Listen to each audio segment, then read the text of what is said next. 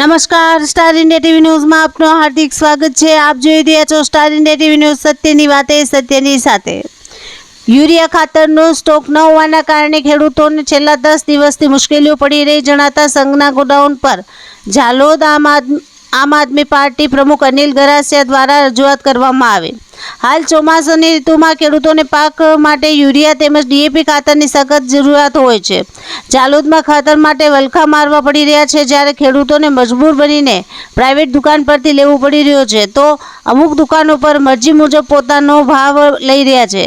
આ રજૂઆત ઘણા સમયથી ખેડૂતોને જણાતા ખરેખર સમસ્યાને હલ કરવા માટે રૂબરૂ ખાતર ડેપોની મુલાકાત લીધી તેમજ ઉપરના અધિકારીઓ સાથે ટેલિફોનિક વાત કરી તાત્કાલિક ખેડૂતોને મુશ્કેલી ન પડે તે માટે રજૂઆત કરવામાં આવેલ હતી। Star India TV news Jhalod reporter Pankajbhai Pandit, જિલ્લા દાહોદ।